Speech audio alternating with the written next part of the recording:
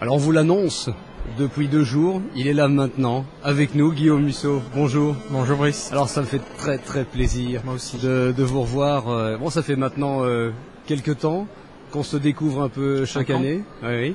Qu'on vous découvre. Moi la première fois c'était avec Sauve-moi. Voilà, je trouvais que c'était véritablement un roman météore, la découverte d'un auteur qui faisait autre chose dans un cadre, je dirais, plus ou moins connu du cinéma et de la littérature américaine, mais il est bel et bien français. Il est du sud de la France, hein, C'est ça. d'Antibes.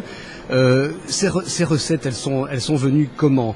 Parce que il y a quelque chose d'unanime, et Dieu sait si on voit maintenant beaucoup de monde, énormément de monde avec des livres de Guillaume Musso dans le train, dans le bus, dans le métro. Pourquoi? Parce que les gens ne peuvent pas s'arrêter de vous lire. Pire que ça, la nuit y passe. Ouais, voilà. À la base, il y a vraiment le désir d'écrire des livres qui donnent du plaisir aux gens. D'écrire des livres en fait que j'aimerais moi-même lire en tant que lecteur. Et c'est vrai que la référence, un peu, c'est dire, voilà, j'aimerais qu'on entre dans mes livres comme on entre parfois dans un bon film, avec comme ça ce désir d'être pris dans l'histoire. Ça, c'est la première chose. Et la deuxième chose, c'est d'essayer de créer des personnages profondément humains, des personnages auxquels on puisse S'identifier. voilà. Ouais. Et avec des failles, avec comme on est tous, à la fois avec nos qualités, mais aussi effectivement des choses qui peuvent nous mener parfois à notre perte. Oui. Mais avec un décor américain. Oui, alors ça, faut pas trop en Jusqu'à faire non maintenant. plus sur ce. Oui.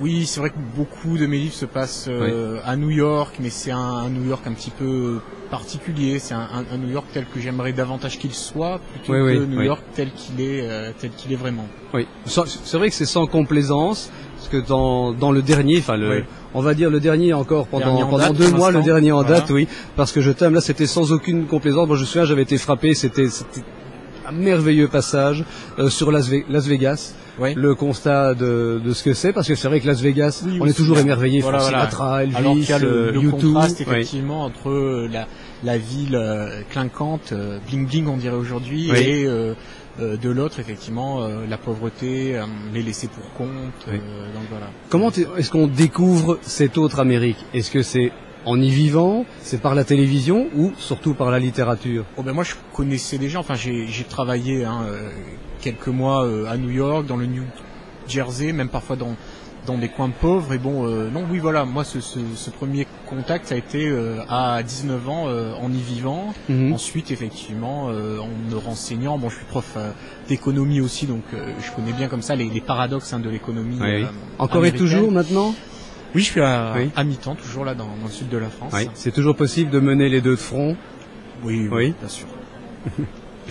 Oui, c'est vrai que dans Parce que je t'aime, on découvrait la descente aux enfers de d'un homme qui le fait volontairement sans le faire volontairement. Il ne peut pas survivre à la disparition de sa fille. Un psychologue médiatique, très aisé, adoré comme ça des médias, qui à la disparition, enfin à l'enlèvement de sa fille, finalement n'arrive pas à absorber cette douleur-là et se laisse complètement effectivement déchoir jusqu'à devenir SDF dans les bas-fonds. Et à disparaître dans les du métro de New York. Bon alors, bien sûr, on ne va pas révéler les rebondissements, parce que le rebondissement, ça c'est j'ose pas dire le mot, mais c'est un sport que vous aimez beaucoup. Ouais, j'ai toujours adoré comme ça ces films, ces livres. Alors la référence, on peut citer à la fois Psychose, d'Hitchcock, Le Sixième Sens, Fight Club, tous ces romans ou ces films qui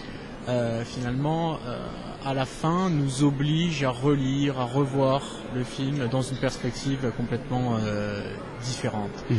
Et c'est ce que j'essaye parfois de faire effectivement avec mes fins. Alors il y a le tout premier livre, et après, c'est celui avec lequel on vous a découvert. Oui. Mais finalement, que je dis ça, c'était pas le tout premier livre. Parce qu'il y a un mystère du tout premier livre. On en entend parler à certains endroits sur Internet. C'est vrai. Où est le premier livre de Guillaume Musso? Alors, avant effectivement d'en venir à ça, et après, va voir effectivement sa carrière un petit peu se poursuivre avec la version donc cinématographique qui va sortir le 1er octobre, avec Romain Duris et John Malkovich. J'ai vu là déjà 10 minutes, enfin le film est encore en cours de montage, mais vraiment les premières images que j'ai pu voir, c'est vraiment très très très bluffant, très très très enfin j'ai vraiment hâte, hein, et je pense que les gens qui ont aimé et après en livre, je pense ne seront pas déçus parce que apparemment vraiment le réalisateur suit voilà ce qui faisait la force du livre apparemment a vraiment été respecté, donc je suis très très attentif et très très pressé de voir le film en entier. Avec John Malkovich. Malkovich est incroyable. Absolument incroyable, inquiétant à souhait là dans le rôle de Garrett et Duris donc qui tourne pour la première fois en anglais. C'est je pense un Nathan très très crédible, très très touchant. C'est une production européenne ou américaine? Production, oui. Alors je pense que c'est européen, mais avec le film a été tourné vraiment à New York, donc ça donne une facture vraiment très américaine, très crédible, enfin qui s'accorde, je trouve, pour ce que j'ai pu en voir, merveilleusement avec le roman. J'ose pas poser la question, qu'est-ce que ça fait quand on aime tant le cinéma et la littérature américaine de voir ces personnages vivre? Énormément d'émotions et énormément de curiosité. Alors bon, on a déjà tous vu des bons livres se transformer en mauvais films. Bon, l'inverse aussi parfois, mais bon, c'est pour ça qu'on a toujours une petite appréhension, même si on est aussi curieux de voir finalement ce qu'un autre créateur a fait de notre histoire. Donc voilà, j'attendais ce film avec un mélange de curiosité et d'appréhension, et pour ce que j'en ai vu, ça a l'air très très bien. Le premier contact qui a eu lieu ici avec le public belge, il était très attendu. Alors, j'étais déjà venu bien sûr ici, mais jamais en signature. Salon, voilà. Incroyable, très très très chaleureux, des gens qui venaient vraiment avec leur collection de livres. Et ça, c'est vraiment ça qui fait plaisir, c'est de voir que les gens en lisent un, en lisent deux, lisent la collection entière et finalement. Et donc n'ont pas dormi de la semaine. Et la première question que les gens posent, c'est alors à quand le prochain? Donc c'est voir ce qu'il y a cette attente, enfin vraiment pour un écrivain, c'est vraiment très très touchant. Alors justement le prochain, c'est très bientôt. Voilà, je le termine là, et donc la sortie est prévue le 17 avril. Et donc je vous annonce le titre en exclusivité, qui s'appellera Je reviens te chercher.